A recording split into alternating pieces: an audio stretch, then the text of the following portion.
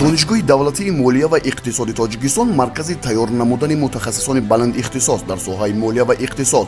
инҷо дониш бо таҷриба пайваст шуда ояндаи муваффақ шакл мегирад. дар ҷаҳоне ки иқтисод ояндаро муайян мекунад, мо мутахассисонеро омода мекунем ки фардои кишварро месозанд. донишгоҳи давлатии молия ва иқтисоди тоҷикистон яке аз муассисаҳои пешсафи таҳсилоти олӣ дар кишвар буда солҳо боз мутахассисони баландихтисосро дар соҳаи молия, иқтисод ба ҳисобгирӣ, муҳосибӣ ва аудит, менеҷмент, технологияҳои иттилоотӣ инноватсионӣ дар иқтисодиёт, бонкдорӣ, бехатарии иқтисодӣ, андоз, суғурта, зеҳни сунъӣ, иқтисодиёти сабз, менеҷменти лоиҳаҳои инноватсионӣ ва таҳлили иқтисодӣ бо идораи давлатӣ омода месозад. инҷо дониш бо таҷриба пайваст аст. дарсҳо бо истифода аз усулҳои муосири таълим, технологияҳои рақамӣ ва таҷрибаи амалии устодони варзида баргузор мегарданд. муҳити илмии созанда, аудиторияҳои муҷаҳҳаз, китобхонаҳои замонавӣ ва имкониятҳои васеъи рушд ба донишҷӯён шароити комил фароҳам меорад, то истеъдоди худро ошкор ва тақвият диҳанд.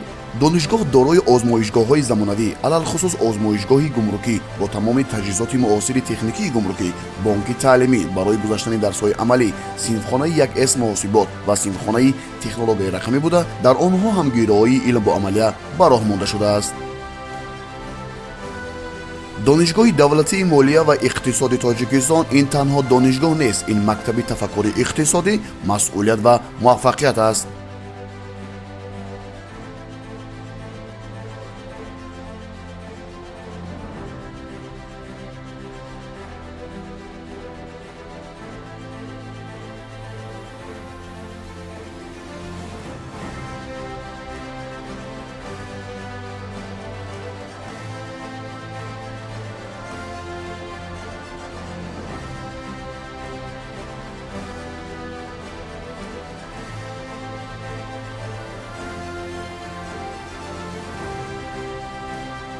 агар ту ба ояндаи устувор меандешӣ, агар мехоҳӣ мутахассиси воқеӣ бошӣ, интихоби ту равшан аст. донишгоҳи давлатии молия ва иқтисоди тоҷикистон интихобе ки ояндаро месозад.